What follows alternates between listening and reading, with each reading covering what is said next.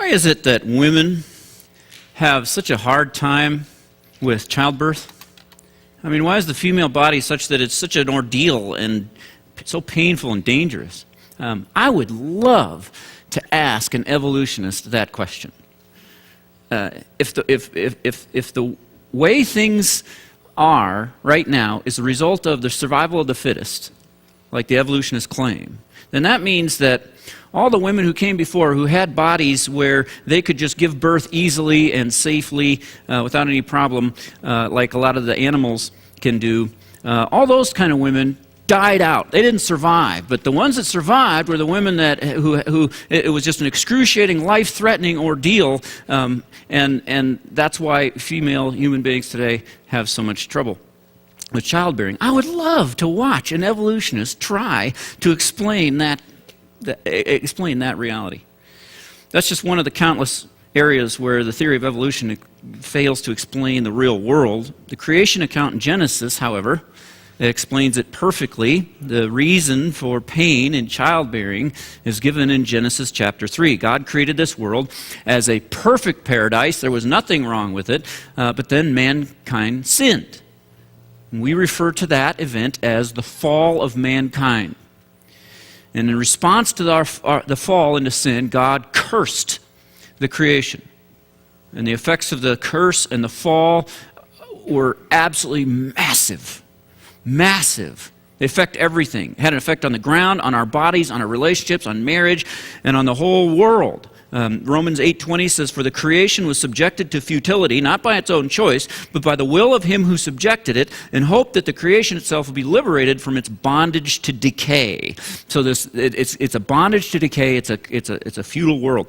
Someday Jesus is going to return and do a complete remodel on this place. So there will be a brand new sky, brand new earth. Everything will be, all problems will be eliminated, all of them. But until that time, we are living in a fallen, cursed, messed up world, and the book of Ecclesiastes is written to teach us how to live in a world like that, how to deal with the problems of the curse. Now, last week we began our study through the book of Ecclesiastes, and we saw that the author, who's referred to in the book as the preacher, was on a quest to just somehow get a step ahead of the curse.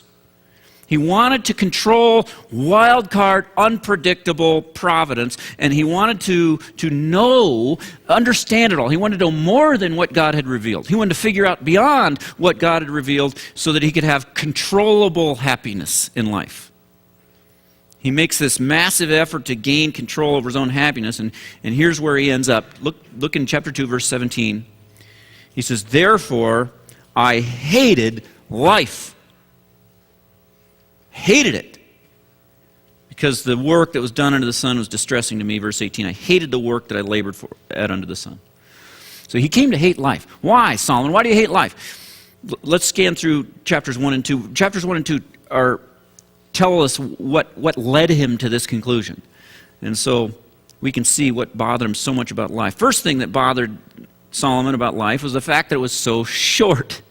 I mean, it's impossible for humanity to ever learn enough, to figure out enough, to gain control enough because of our tiny little lifespan. It's just too short. Look at verse 4. It says, "A generation goes and a generation comes, but the earth remains forever." I mean, compared to man, the earth's practically eternal. It just keeps going and going. It's constantly being renewed and refreshed. It never runs out of anything.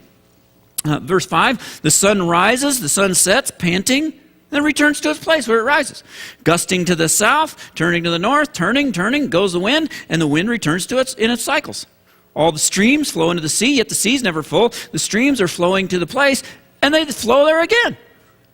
How does that happen? The earth just keeps on replenishing itself. The rivers never run out of water. They just keep going and going. The sun just wears itself out, going from east all the way to the west, and then it disappears into the sunset, and then all of a sudden it's back again the next day, refreshed, ready to go again. How does that happen? The wind blows away, it comes back. Everything around us is spent and renewed, disappears, reappears. Everything in the world is like that except us. We just go away. I mean, we die, we're gone. Our lives are so incredibly short. This pulpit is going to outlive me. It gets more years on this planet than somebody in the image of God.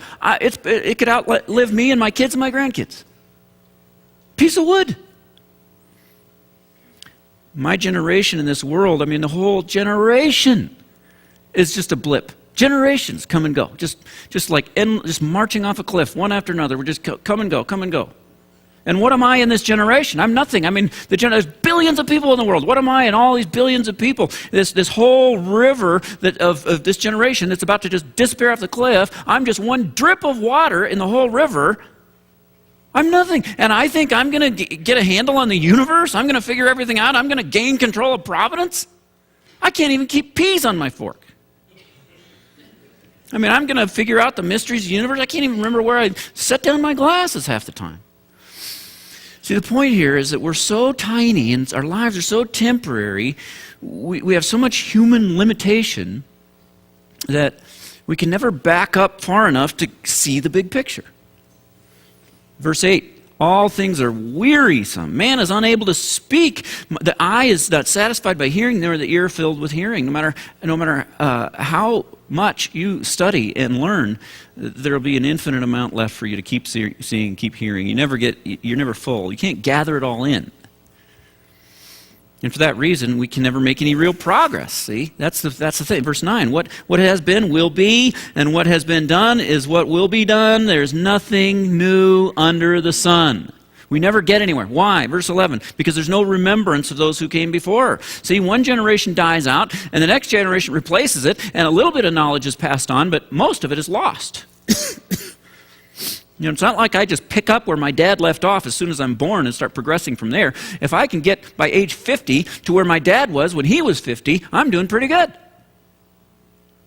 And it's the same with generations. There's only a tiny fraction of things ever get recorded in history, and even that tiny fraction, nobody could ever read it all. You know, they say that those who don't learn history are bound to repeat it. People who say that are usually the types who think they know enough history to where they're not bound to repeat it. They're in a fantasy world. Nobody knows that much history. None of us can ever know enough history to avoid repeating it. And so human history has just been one long story of the same things happening over and over and over. Nothing of significance really ever changes. Just as the rivers and the wind and the sun are in constant motion and continual change, and the result of all that continual change is just perpetual sameness, so it is with humanity. Nothing is new. Nothing is new. You say, what about the electric toothbrush? I mean, that's new. What about, cars and computers and phones and space travel? And well, those things are impressive. But has anything really changed with that stuff? I mean, is humanity, the human race, fundamentally different now that we have that stuff? Do we have fewer problems because we have computers? Ha! Because of the incredible processor speed of my computer at home, that thing is capable of generating tens of thousands of new problems per second. I mean, just think of how many problems in our life are related to your computer, your car, your house, your phone. I mean, all this stuff, all these wonderful, life-changing marvels that we've invented are the source of most of our problems, aren't they? Why is that? It's because just like the rivers flowing and the wind blowing, there's an appearance of a lot of change, but in the big picture, it all just cycles back and stays the same. I open up my Bible, I read about people who lived 3,000 years ago, and guess what? All the problems that they had, I still have. When I read the Psalms, I don't hear them crying out to God and saying, "Oh God, I can't travel at 75 miles an hour. I have to go on foot. I can't fly overseas. I don't have a GPS. Help me, save me." I don't hear that kind of prayer. Those weren't their big problems. Their big problems were things like injustice, sickness, disease, death, sin. And all those things exist today in every bit as much measure as they existed back then. We've gotten nowhere. There's nothing out there so different from what you already have that if you got it, you could gain control of life. There's nothing new. There's no new angle. So Solomon says, life, it's like an exercise bike. One generation gets on there, and they're born, they get on the bike, they pedal like mad, and finally they die and fall off. Next generation gets on it. And they say, well, that generation didn't get anywhere, but we'll pedal harder. Solomon says, no, it's not going to go anywhere. The preacher thought that if he could just gain enough knowledge, then he'd have it made. He'd be in Fat City. If he could just understand, and he'd eventually be able to figure everything out and get on top of the rat race. And so verse 12, I, the preacher, have been king over Israel and Jerusalem. I applied my mind to seek and explore through wisdom all that is done under heaven.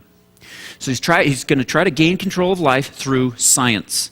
He's observing how things go, apply sound reasoning to those observations, and attempt a theory to figure it all out. That's the culture we live in, for sure, right? I mean, isn't that where we're at? Education, solution to everything.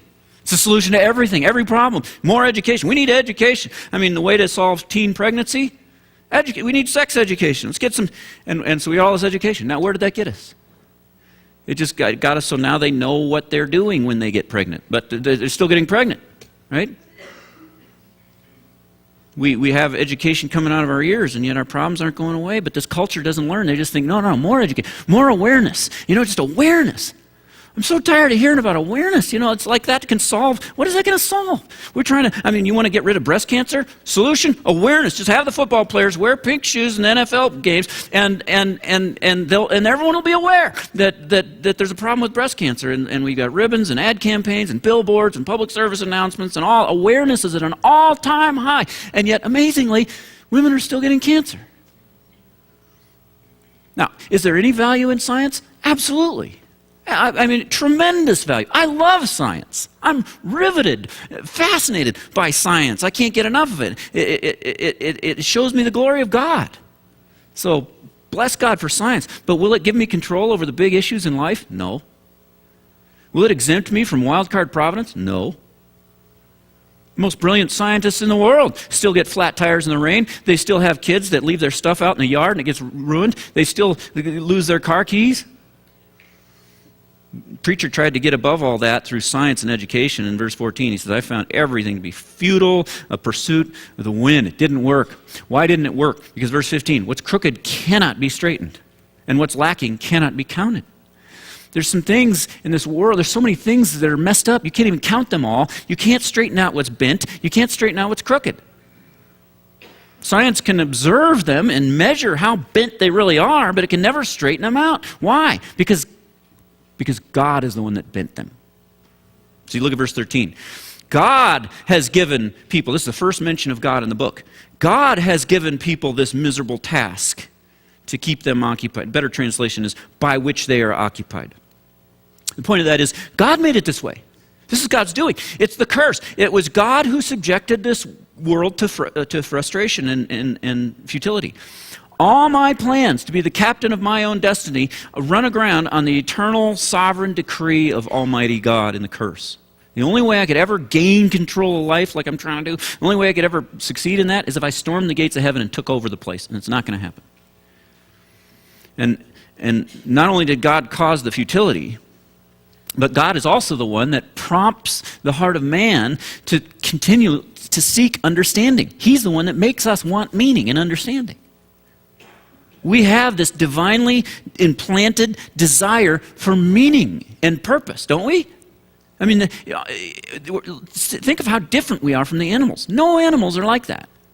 No cow is out there in the pasture just filled with anxiety, looking down at the grass thinking, what does it all mean? They don't stand there all day, every day, looking at the grass, and they're fine just all day, every day, looking at the grass, and they never get bored. How can they do that without going out of their mind?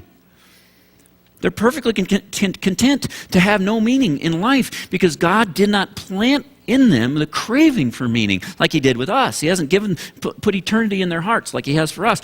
And so He made us in His image. And the result of this, we can never be satisfied with lives that are filled with nothing but momentary sensations. We can't stand emptiness. We can't stand meaninglessness. And so we have this voracious appetite to figure everything out, but it's out of our reach.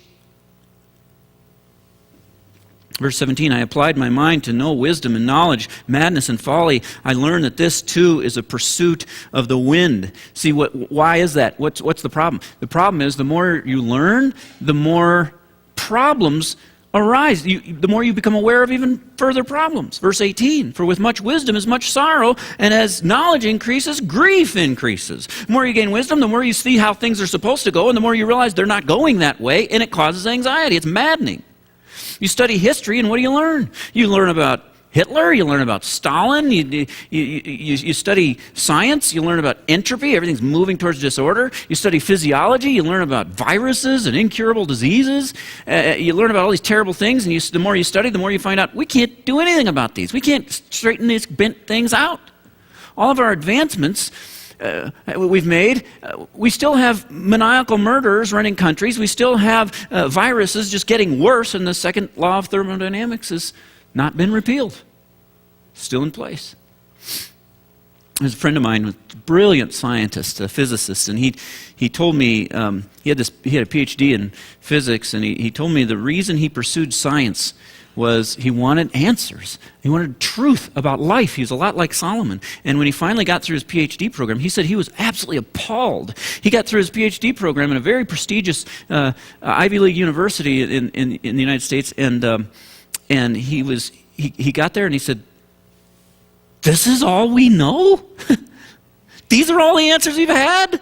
I mean, we've come up with a few names to describe a few processes, and it doesn't go any further than our knowledge. It doesn't go any further than this, and it just brought him to despair, and as a result, he ended up becoming a Christian. See, the more knowledge you gain, the more you see things aren't right.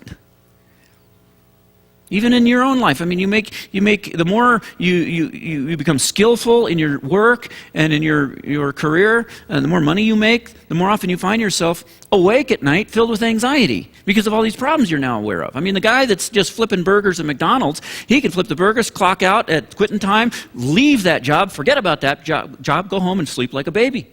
But the guy making six figures, he's usually has such a stressful job that he's laying awake at night worrying about all these problems. So is he really that much better off than the guy flipping burgers? I mean, he's got a way more expensive TV, but he doesn't have any time to enjoy it. So the preacher went down the road of science and education, and that didn't get him happiness and meaning. So in chapter 2, he tries another approach. If not education, what about fun? Just have some fun. Let's try that. Chapter 2, verse 1. I said to myself, go ahead, I will test you with pleasure and enjoy what is good. Word translated pleasure there refers to, it's used in terms of celebration, singing and dancing and eating and drinking and all the elements of a party. Partying, that's the word. And then the second half of verse 1 can be taken a couple ways. I think the NIV gets it best. It says, I will test you with pleasure to find out what is good. Again, this is all part of his scientific research here. He's going to use partying and fun and celebration and laughter to see if he could use those things to figure out what's the best way to live life. How can you get the best outcomes? How can you control outcomes so you can have predictable happiness in life? What's the best way to live? And so he says, maybe the key is just don't take life so seriously. I mean, that whole scientist life, it didn't get it for me. So maybe I just need to have some fun and just let loose. You only go around once, just enjoy it. So I mean, you've heard the saying, if life gives you lemons, make lemonade. Think about that saying for a second. What does that mean? Basically, it means just add sugar, right? That's what you do with lemonade. Lemonade, it's just you take something start with something that's unbearably sour, and if you add enough sugar to it, you can make it tolerable. I mean, it's never going to be as good as Kool-Aid, but it's still, I mean, if you're thirsty enough, you can choke it down. That's what Solomon's trying to do with life. He's just trying to add a little sugar here. He says life in this cursed, futile world, it's sour. It's like a sour grapefruit. And he figures, if I just sprinkle enough fun on top, the sugar of pleasure, then I can salvage this thing and it'll be worth eating. Right? Maybe that's the key to a meaningful life. So verse 1, he tries that, and then at the end of the verse he says, it turned out to be futile. Didn't work. I said about laughter, it's madness. And about pleasure, what does this accomplish? I mean, we've got this thing in us that wants to accomplish meaningful things, right? And that's the problem with a life of fun and games. Laughter feels great while you're doing it, and you can surround yourself with comedians and fun and games and parties and recreation and everything, and that feels good while you're laughing. But you can do all that and be laughing, and your life can still go right into the tank, can't it? And it's basically nothing more than temporary insanity. I mean, you're just forgetting about reality. You laugh for a little while and block everything out. And then pretty soon the reality comes back and you stop laughing. And so that doesn't work. Now, in chapter 3, he's going to tell us there is a place for laughter in life. There's a place for that. But it's not the key to a happy, meaningful life, and it's not going to solve your biggest problems, and it's not going to answer your biggest questions. Well, how about alcohol? Verse 3, I explored with my mind how to let my body enjoy life with wine and how to grasp folly, my mind still guiding me with wisdom, until I could see what is good for people to do under heaven during the few days of their lives. So it's another technique that he wanted to use to try to gain control, try to live. What's the way I can control and get the best outcomes in life? I'll try wine. This is the approach. This is basically, if you can't control your problems, just escape from them, right? Maybe that's just as good. Get some marijuana, get some Prozac, just have a few beers, and just somehow make it so the problems of life just don't hurt so much. And so the preacher made this very intentional scientific study of that approach. His mind, his wisdom guiding him the whole way. He wasn't just getting high to get high. I mean, he was trying something here, and he found out, no, that doesn't work either. So then he took a very different approach. He says, what about work? What about achievement? I mean, the emptiness of laughter doesn't satisfy that desire for achievement and meaning. Maybe work will. And so, verse 4, I increased my achievements. I built houses and planted vineyards for myself. I made gardens and parks for myself. I planted every kind of fruit tree in them. I constructed reservoirs of water for myself from which to irrigate a grove of flourishing trees. I mean, he's trying one thing after another after another. If you, in your life, you just think this, I will be happy when.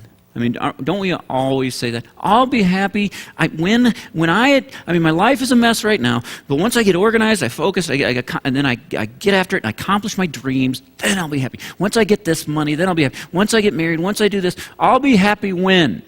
And he's trying to fill in that blank with one thing after another. No, I'll be happy when I do this, and so he tries all that, and finally he's like, dead end. It's dead end. It didn't work. All these achievements. I mean, these achievements are amazing, and he just total dead end. Something else he tried was wealth. I mean, that's probably the most frequent one people go to. I'll be happy when I can get on my feet financially. If I could just get on top of my bills. You know, there was a NBA basketball game last week, and at halftime they had their little contest, and they had a fan come down, and he had to shoot these baskets. And the final thing, if he could make a shot from half court in one try, he could win $20,000. And so this guy takes the ball, and he gets this running start, heaves it up, and bam, just goes right through. Wins $20,000 just like that. You read that, you see that, and you think, man, if I could just go to a game and then suddenly walk out with 20 grand in my pocket, you know, that would help. You know, life would be so much better. I could get ahead. And Solomon says, no, didn't work. I mean, he was rich. Verse 7, I acquired male and female servants. I had slaves who were born in my house. I mean, you imagine you could have so much money, you could just hire people to do all the stuff you don't want to do. I owned many herds of cattle and flocks, more than all who were before me in Jerusalem. I had amassed silver and gold for myself and the treasure of kings and provinces. I mean, if you read in Kings about how much money he had, it was absolutely staggering. He was number one on Forbes' richest persons in the world list. He was the richest man in the world. I mean, we sometimes will daydream about winning the lottery. Solomon says, lottery? I burned through that in a weekend. I mean, he had so much money. Wealth beyond imagination. Didn't make him happy. He ended up hating life. He hated it. So then he turns to music, verse 8. I gathered male and female singers for myself. A lot of people do this. They turn to music or the arts to try to get you know, they get depressed and they run to their music. They turn on their music. Solomon tried that. I mean, he had all his favorite groups in his house. He just hired them. You imagine your favorite, whatever your favorite bands are, and just have them there on staff in your house. You just want to hear some music. Instead of turning on the radio, you just say, okay, this song, right, go, you know. He had that. Didn't satisfy. Another angle he went after was sex. He says, many concubines, verse 8, and the delights of men. Many, for sure. He had 700 wives, 300 concubines. There was a Playboy mansion way before Hugh Hefner was ever born. Solomon tried it. And there are men who think, man, if I had my pick of 1,000 playmates, I mean, all the most beautiful women in the country living in my mansion, I would be happy. I mean, that'd just be like paradise. That's what the Muslims imagine heaven is going to be, right? Solomon tried that. Muslims could just ask Solomon, hey, what's it like? He'd say, I end up hating life. Verse 9, so I became great and surpassed all who were before me in Jerusalem. My wisdom remained with me. All that my eyes desired, I did not deny them. He could have anything he wanted. He never drove past a house that he couldn't afford to buy. He tried living this life of hedonism. Just never say no. Every impulse you have, just say yes to it. Just do anything you want. Most people in the world, most people who try all this stuff, they never learn the lessons that Solomon learned because they can't take it to the extreme. See, they try to run after money for meaning, and it doesn't pan out, and they just think, well, it's because I don't have enough money. I need more. Or each one of these things, they can never take it to the extreme, the absolute extreme, and so they never learn that it's not satisfying ultimately. But Solomon wants us to know, look, I took it to the extreme. I mean, let me just read you from 1 Kings 4, verse 22. It says, Solomon's daily provisions were 30 cores of fine flour, 60 cores of meal, 10 head of stall-fed cattle per day, 20 head of pasture-fed cattle, and 100 sheep and goats, as well as deer, gazelles, roebucks, and choice fowl. This is his daily provision. This is how much the caterers put out every day. It would take thousands of people to consume that much food every day. I mean, this isn't just your typical office Christmas party. This is partying with a capital P. And he spent, I mean, his accomplishments, the house he built, it took 13 years. The whole royal building crew, 13 years to build that house. He built dams and reservoirs. Anybody here ever built a reservoir? I mean, he had 1,000 women. He was a scientist with world-famous reputation where the Queen of Sheba traveled all the way to Israel just to witness his legendary intelligence in person. Verse 10, I did not refuse myself pleasure, for I took pleasure in all my struggles. This was my reward for all my struggles. Literally, this was my portion for all my struggles. This is what I got, this pleasure. He says, I did get some pleasure out of it. But that's it. That was my portion in life. The word portion means your lot in life, what you end up with in life. And his lot, his reward for all this struggle and all this effort was this little bit of enjoyment that he got along the way and nothing else. That was his reward in full. It didn't lead to meaning. It didn't show him the best way to live. It didn't enable him to control outcomes. It didn't give him control of life. And it didn't exempt him from the futility of the curse. And all it did was just give him some fleeting sensations of pleasure, and that's all. So he acknowledges there's some benefit to it. I did get some feelings of pleasure. I got some enjoyment out of it, but that's it. Verse 11, when I considered all that I had accomplished and what I had labored to achieve, I found everything to be futile and a pursuit of the wind. There's nothing to be gained under the sun. Now, does all this mean, you might hear all this and say, wow, it doesn't even matter how I live. I mean, I can run after pleasure, I can run after wisdom, I can run after anything. It doesn't matter. Nothing matters. I might as well just stay in bed. I mean, what does it even matter? And Solomon says, no, that's not what I'm saying. He tried a life of wisdom, and then he tried a life of folly with hedonistic pursuit of pleasure. And neither one of them gave him what he was looking for. However, he does want us to know that even though wisdom isn't, you can't use wisdom to control providence, and even though it can't give you deep, lasting satisfaction and meaning and joy in life, still, it's better than folly.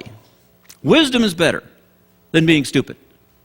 Okay, he wants us to know that. So verse 12, then I turned to consider wisdom, madness, and folly. For what will the man be like who comes after the king? He will do what has already been done. been done. And I realized that there is an advantage to wisdom over folly. There's an advantage, like the advantage of light over darkness. The wise man has eyes in his head. The fool walks in darkness.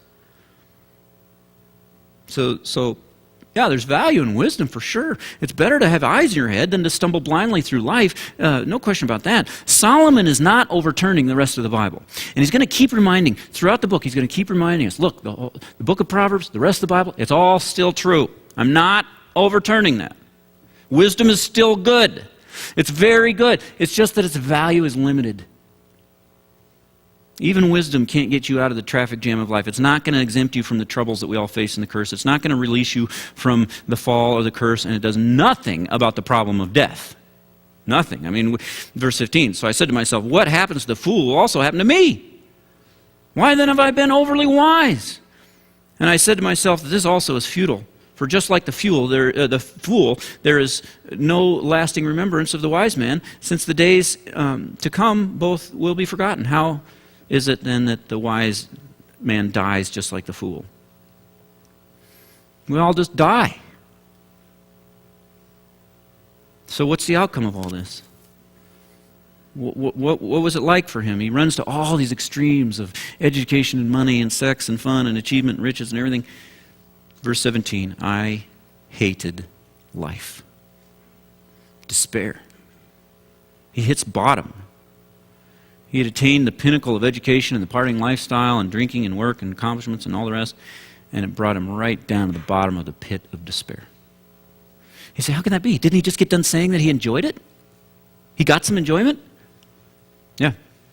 You can get enjoyment and be in despair. Do you know that? You can have pleasure and simultaneously be miserable. Because the pleasure is not enough. The little pleasures of life and the little benefits that you get from living wisely aren't close to enough to satisfy the cravings of the soul. And so if that's all you have, you're going to end up hating life.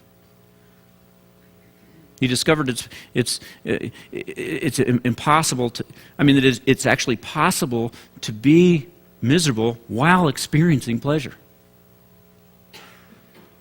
He sprinkled sugar on his grapefruit, but instead of the sugar turning the grapefruit sweet, the grapefruit was so sour, somehow it turned the sugar sour, and the whole thing was still sour, even with the sensations of pleasure. And you can picture that. I mean, you could picture a drunk, or somebody enslaved to gambling or pornography or whatever, and his life is ruined. His wife just took the kids and walked out the door and left him, and he's got eviction notice, nowhere to go. They repossessed his car, and he's in misery, and he grabs a bottle. Or he goes to the casino or the strip club, and he's experiencing these shallow, trivial pleasures even while his life is in absolute misery, and he wants to die. He tries to deaden some of the pain with little bits of pleasure, but in the midst of that pleasure, he hates life, and he loathes himself, and he just wishes he was dead. And that's the extreme. That's the extreme of feeling pleasure and being miserable. But even in a smaller way, we experience that all the time. I mean, isn't it? Don't you experience that where you run hard after your favorite pleasures and they end up being more work than they're worth? You're struggling and striving to make a vacation work and just to make it fun, or you're putting forth so much effort to engage in some kind of an activity that's supposed to be fun, and it's so much work. Finally, it's like, how much fun do we have to have?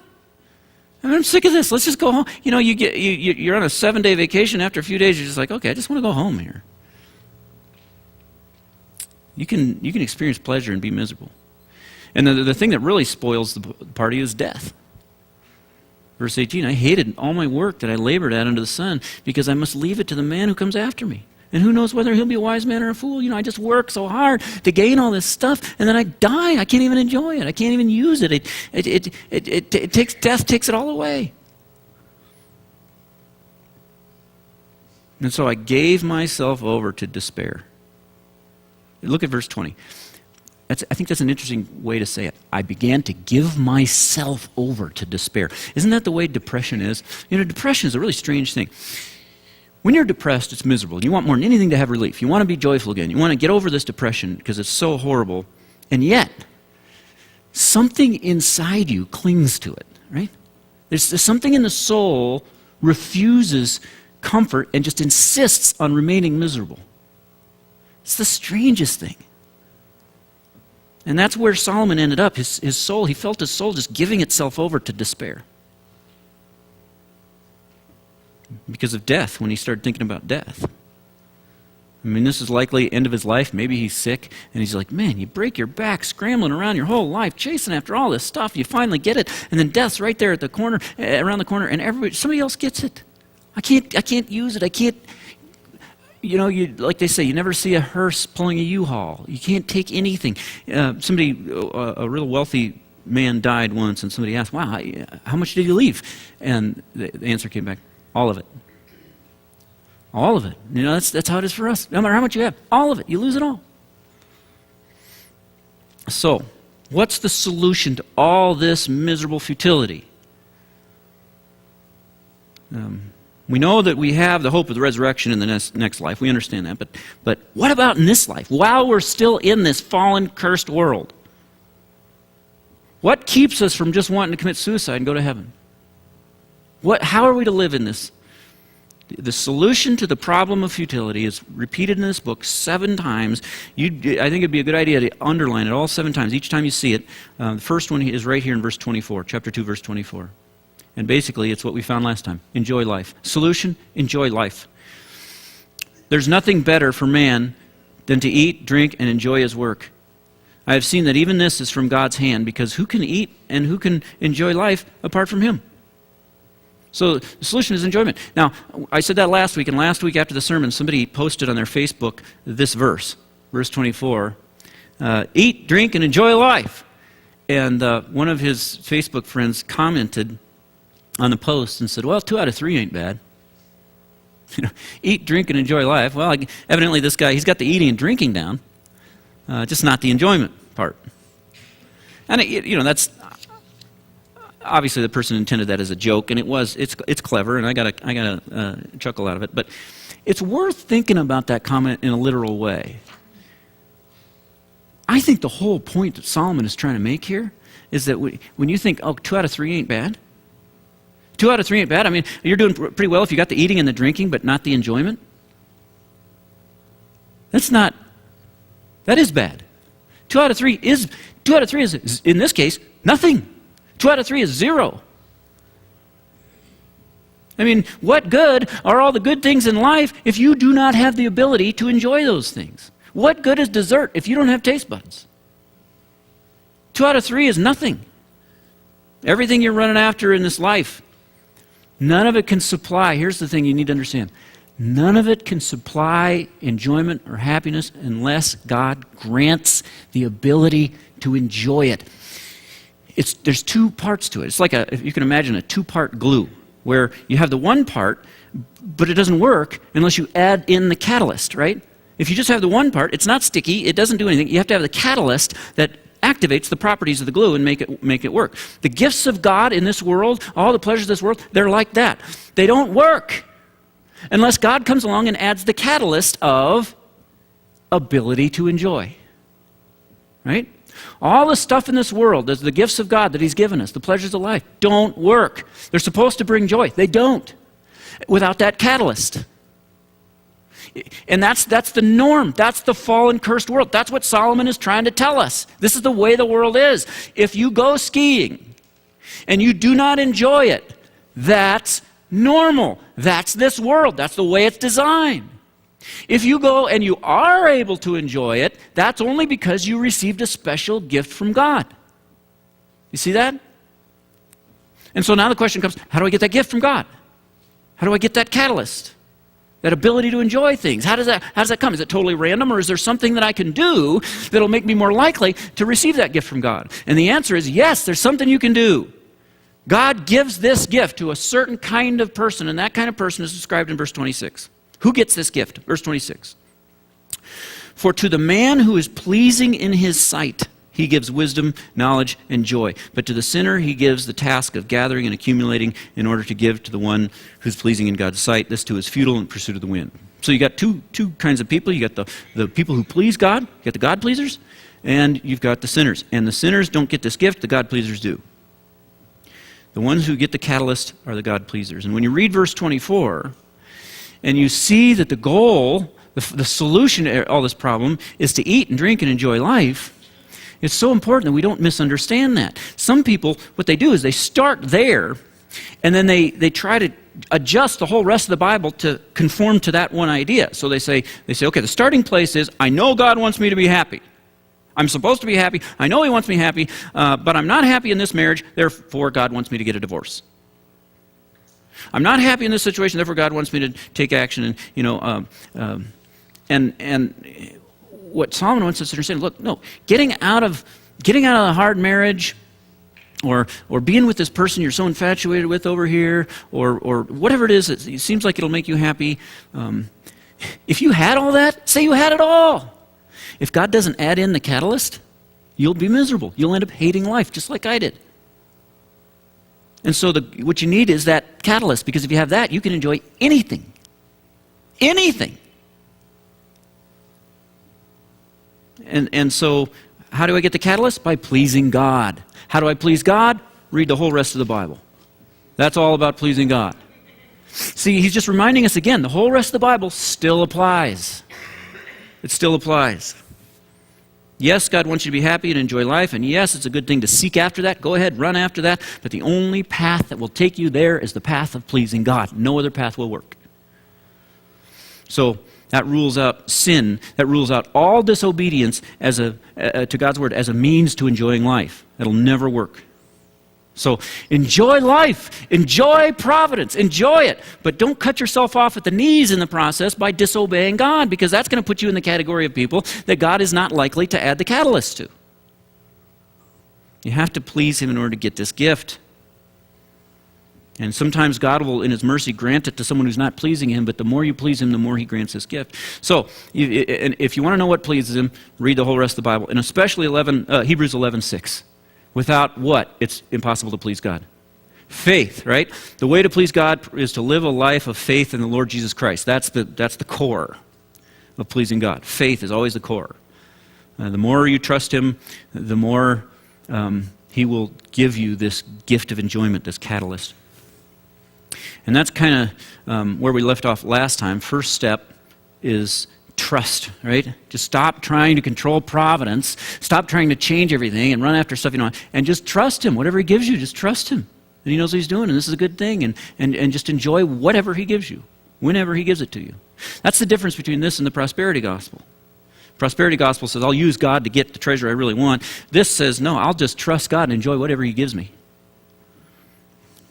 And that leads to the second principle. You can't please God by disobeying His commands. And so if you want happiness, obedience, 2 Corinthians 5:9, we make it our goal to please Him. Instead of grieving God, instead of disobeying God, you make it your goal to please God through obedience. So the preacher wants us to remember that. He's going to keep reminding us throughout the book. He's going to remind us about Judgment Day numerous times. Don't forget about Judgment Day. In fact, that's the conclusion of the whole book. Don't forget Judgment Day. Live in fear of God. That's the final bottom line. So he wants us to remember that. That's all true, but that's not his main point here. He reminds us that, but his main point here goes beyond that. And that brings us to the third principle. The principle he really wants us to get on how to gain this gift from God is just to simply understand the two different kinds of pleasure. The pleasure sinners have while they're in the midst of sin, that's real pleasure. I mean, that's real sensations of pleasure, no question about that. But they are things that will eventually bring you to despair and hating life. The kind of enjoyment that brings is shallow, it's short-lived, and it's way smaller and less powerful than the sorrows of life. So you go that route, and your sorrows are this big, and your pleasure is this big. And which means the net as a result, you're miserable. Everything that's messed up in this world will eclipse your tiny little enjoyments of life. But the enjoyment that comes from God is different. The results of that are loving life. It's durable and ongoing and powerful joy, and it eclipses the pain and sorrow. Your joy is this big, and your pain and sorrow is this big. Why? Because here's why. See, here's what makes it so pleasurable. The fact that it's a gift from God. See, this is where we can begin to answer the question that was asked last week about enjoying a football game. Somebody asked, what about enjoying a football? And is that a really Christian thing to do? Sit down and watch take in some entertainment? Watch a movie, a football game? or whatever? The answer is yes. That can be a very spiritual thing to do. Think of it this way. Suppose you're a football fan. Some of you are not football fans. Just imagine you are. And you love football. And so you sit down, your favorite game, favorite teams, and it's on. You plop down on the couch, you got a big bag of chips, you got some soda, you're a bunch of friends, you're just going to take in this great game. And for whatever reason, you just don't really enjoy it that much this time. It's just not that satisfying. You've been kind of down lately or whatever, and you thought this might cheer you up, and it did momentarily, but really not very much. And or you go to your favorite restaurant, or shopping, or boating, or whatever it is for you. You fill in the blank. Whatever thing that you run to do that is fun and you enjoy, you do it. And this time around, it's just not that satisfying. It's not really that great. You're getting some pleasure from it, but what you're getting from it isn't even worth the amount of effort it took to experience the thing. And so the headache of packing the bag, the headache of driving to the airport is bigger than the enjoyment of the vacation itself. And you're just thinking, man, this isn't satisfying. Here's what you need to understand. Here's what Solomon's trying to drill into our heads. That is the norm. It's not a mental illness. It's not a disorder. It's normal life in a fallen, cursed world. It's not that you got some chemicals messed up in your brain and you have an inability to enjoy stuff. It's reality. Your brain's functioning fine. It can see futility and it says this is futility.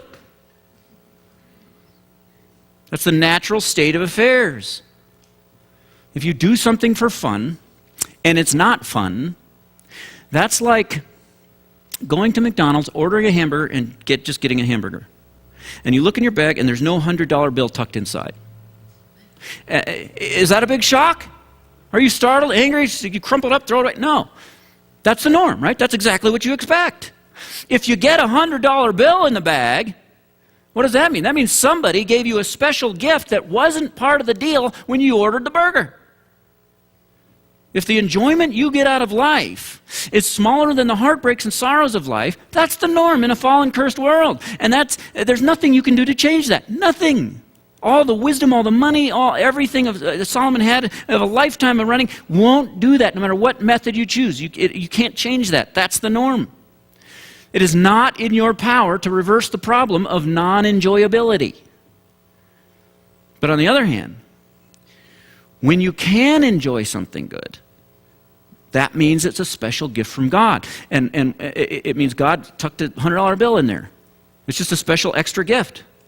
This is one of the most life-changing realizations that I have had in many years in my life that has infused so much more joy into my life than I ever thought possible. Just to realize this. Because most of my life, all I ever did was thank God for the thing I was enjoying rather than the ability to enjoy it.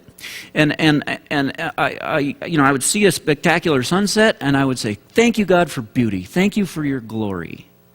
Thank you for putting beautiful things here for me to see.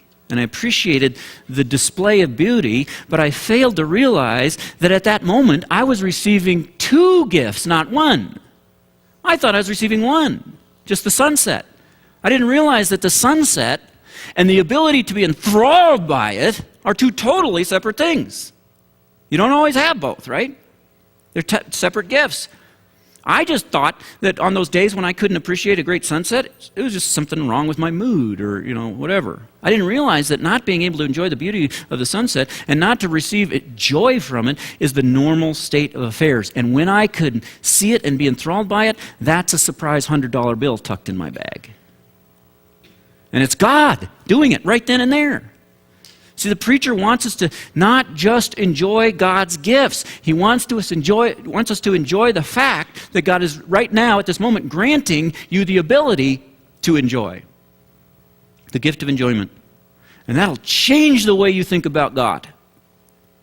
I mean, it'll open up a whole new realm when you start to notice how many times a day this happens. And I'm not urging you to go through and try and find those times when you run into the non-enjoyability thing. You know, it's like, man, I can't enjoy this. God's mad at me or something. That's not what I'm trying to do. What I want you to do is notice how many times a day God gives you, not only gives you some gift, but grants the ability to enjoy it, some ability to enjoy it. If you pay attention to that, that'll train your heart, teach your heart how much God really loves you and how personal that love really is. His love, the doctrine of his love will go from being this vague theological fact to being an experiential reality moment by moment. And it'll fuel the flames of your love for God in your heart. There's just so much more to be said about this, and we're out of time now, but we'll pick it up next time. But for now, let me just leave you with this. How about if you made it your goal this week to never enjoy anything in a way that doesn't increase your love for God? How's that for a goal?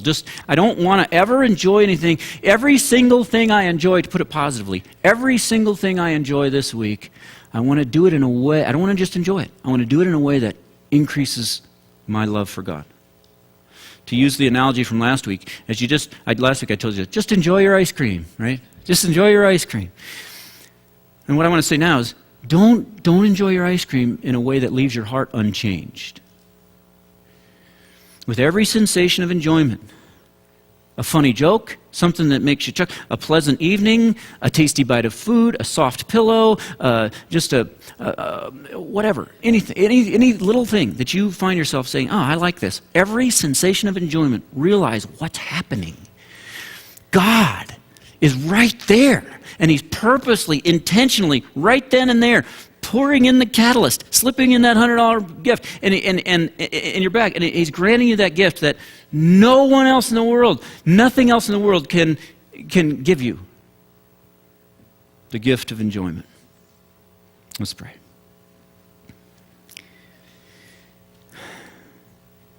Father,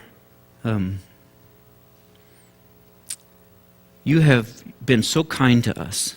And you have showered us with this gift of enjoyment so many hundreds of times every day. And so often, Lord, I have ignored it. I've been oblivious to it. And then I've run after other things instead of enjoying the things that you've actually given me the capability of enjoying. If I just think through this principle, I look at those things, say they're not enjoyable, and I run after something else. Lord, give us the ability to see what you're doing and just appreciate this little piece without having to understand the whole, so that we might honor you by ever increasing fires of love in our hearts for you. We pray this in the name of the Lord Jesus Christ. Amen. Okay.